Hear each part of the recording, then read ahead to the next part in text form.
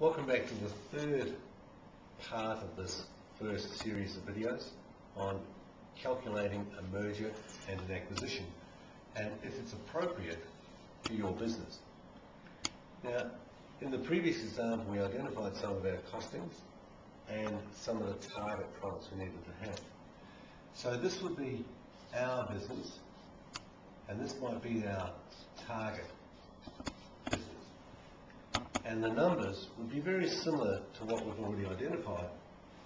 And we would have a cost of goods of $500,000 generating $1 million of revenue, which would, if you take away the cost of goods, and we're assuming a 50% margin. Now obviously you will need to, if you wish to, you can click onto a link on this website and go to the jeff@thebusinessdoctor.com.au email request and ask for some of the templates that I can send you, and I'll happily, these will be sent out to you, which I'll show you in just in a second. So we have $500,000 cost of goods, which equals $500,000 left to run the rest of the company. Our expenses all add up to $350,000. Our drawings are 100. Our total expenses come to 450, which gives us a net profit down here of $50,000. And as we obviously are very aware, as a business owner, all you're really interested in is this part that comes up in red, the net profit.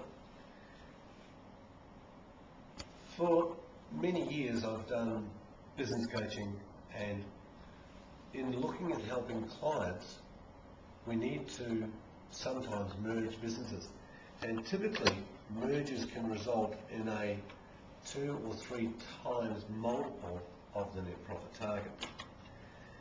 So when we're doing an acquisition, we look at saying, if this was our business here, how much could we sell this for? Now, in this example, you would get 1 or 2 times net profit. So let's look at this business and say we're prepared to go out and buy a competitive business, or our target, for $100,000. How long would it take us to make our money back? So we're going to assume that we buy their business for $100,000. So it's going to take us 2 years to buy it back, based upon our model that we've got here. But interesting things happen when you actually make an acquisition. Now, you'd make an acquisition if you could move their premises to your premises. So if their business doesn't have customers going to it, or your business doesn't have customers going to it, you can move one business into the next premises. Now you might choose to answer the telephone with the existing name of the business that you're going to buy.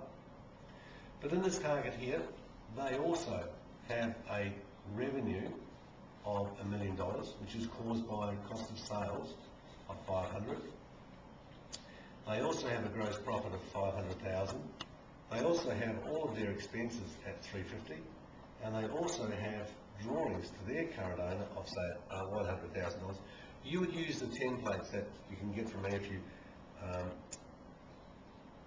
calculate this out and say $450,000 is their total expenses, again leaving them $50,000 of net profit. And here is where we start getting exciting, very, very exciting results. When you add the two together, let's say you merge one business into the next, you'll find that you've got a turnover now of $2 million, which has been caused by a gross profit, a cost of goods of $1 million, and that leaves you with $1 million of gross profit to run the rest of the business. Now when you add these two together, because you're no longer running out of 2 separate premises or 2 separate factories, you might have an increase in your cost of goods a little bit.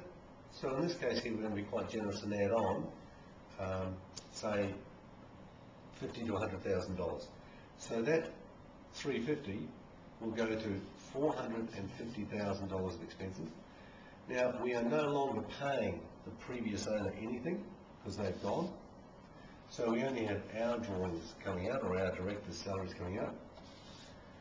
So our costs coming out of this now is just $550,000. And this now leaves us, when you take away $550,000 from our gross profit, this leaves us an amazing $450,000 within the first 12 months of operation. Now, if you'd like to go to my website and grab hold of some of the templates that I can download you, you'll find that there's a net profit calculation, a merger chart or an existing cash flow budget, and then you can work the two out together as to what your cash flow budget looks like currently and how the other business looks fit in with yours. And then finally, what the complete merged business would look like between our business, their business, and obviously the combined business at the end. So that's the end of part one in this series on mergers and acquisitions. If you'd like to know more, please send me an email to jeff@thebusinessdoctor.com.au, or you might be interested in becoming one of my coach clients, a Business Doctor coach clients, or the less expensive model might be that you choose to join the Senior Management Network. So if any of those are of interest to you, again, send me an email to jeff@thebusinessdoctor.com.au, and I'll happily send you these templates here, and you can have a look at them yourself and see how you can use them.